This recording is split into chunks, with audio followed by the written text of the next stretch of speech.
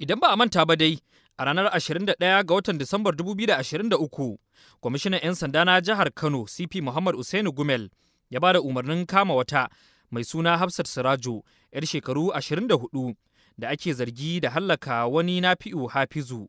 Lamarin ya faru a unguwa uku da ke nan Kano, kuma ya girgiza hankulan mutane da dama. Lokacin da 'yan sanda ke holan waɗanda aka kama, rundunar ta ce Hafsat Sirajo ta amsa laifin ita ta aikata kisan kan, inda aka kama mai gidanta mai suna Ɗayyabu Abdullahi ɗan shekaru 38 da kuma wani Malam Adamu ɗan shekaru 65 da aka yi zargi da wanke gawar mamacin domin dai ɓoye mai laifi. Daga bisani rundunar 'yan sanda ta ce ta shiga binciken ƙwaƙwafi wanda ya kai ga gabatar da waɗanda ake zargi a gaban kotu.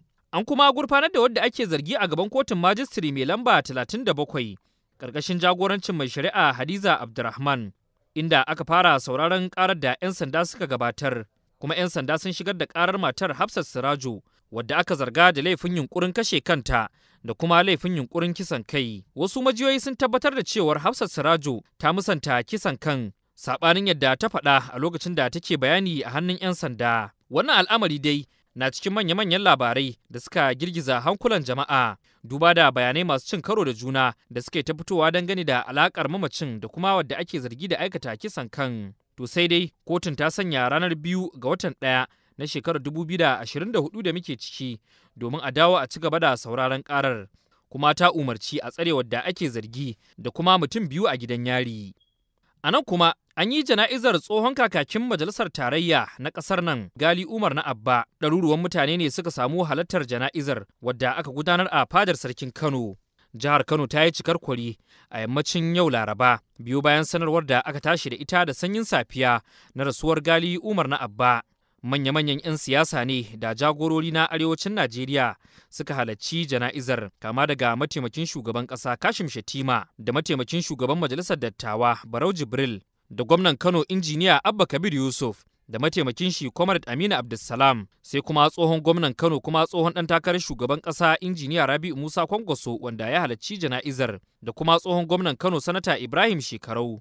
Jim kaɗan bayan kammala taron jana'izar, mataimakin shugaban ƙasa ya zarce fadar gwamnatin Kano, inda ya buɗe sabon ofishi na gwamnan Kano wanda gwamnatin injiniya Abba Kabir Yusuf ta gina. Daman dai rahotanni sun bayyana cewar tun bayan rantsar da injiniya Abba Kabir Yusuf yana amfani ne da ofisoshin da ke Africa House domin gudanar da ayyukan gwamnati, inda kuma aka shiga aiki ka'in da na'in domin dai sabunta ginin ofishin. Kuma a wannan rana mataimakin shugaban ƙasa Kashim shi ne ya jagoranci buɗe ofishin, inda ya yanka jan kyalle da nufin sanya albarka. Nan take kuma mataimakin shugaban ƙasar Kashim da gwamnan Kano injiniya Abba Kabir Yusuf suka jagoranci ayarin jami'an gwamnati domin dai ganewa idonsu yadda ofishin gwamnan yake. To sai dai Kashim ya buɗe wannan katafaren ofishi a daidai lokacin da injiniya Abba Kabir Yusuf ke dakon makomarsa a shari'ar da ake fafatawa tsakanin shi da ɗan takarar jam'iyyar APC Dr. Nasir Yusuf Gawuna. Idan ba a manta ba dai, kotun koli ta ƙasa ta ce za ta sanar da lokacin da za ta yanke hukunci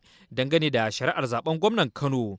Kuma hukuncin nata shine zai bayyana makomar injiniya Abba Kabir Yusuf da kuma makomar Dr. Nasir Yusuf Gawuna na jam'iyyun NNPP da APC kan wanda zai ci gaba da jan ragamar jihar Kano.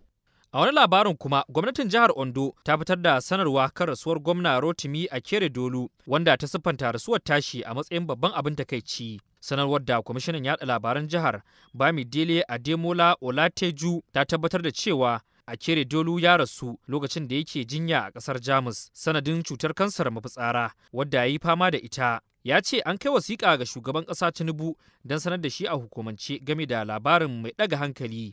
To sai dai tuni rahotanni suke tabbatar da cewa a rantsar da mataimakinsa Loki Aiyedatiwa a matsayin gwamnan jihar Ondo sa'o'i kaɗan bayan sanar da rasuwar Akeredolu. Alƙalin jihar mai shari'a Olusegun Odusola shine ya rantsar da shi a ofishin gwamnan na Ondo da ke birnin Akure. Idan ba a manta ba dai mataimakin gwamnan shine ya karɓi ragaman mulkin jihar a matakin riko bayan da gwamna Rotimi Akeredolu ya aika wasiƙa ga majalisar dokokin jihar don sanar da ita game da ƙudurin shi na tafiya jinya da kuma miƙa ragamar mulki ga mataimakin shi. Tun da farko dai an yi ta dambarwa a fagen siyasar jihar lokacin da majalisar Ondo ta fara yunkurin tsige Loki daga kan kujerar mataimakin gwamna. To sai dai a halin yanzu tuni aka rantsar da shi a matsayin gwamnan jihar ta Ondo, sakataren gwamnatin jihar da kwamishinan Ondo da shugaban jam'iyyar APC da alkalin alkalai na jihar na cikin manyan jami'an gwamnati da suka halarci taron rantsuwar.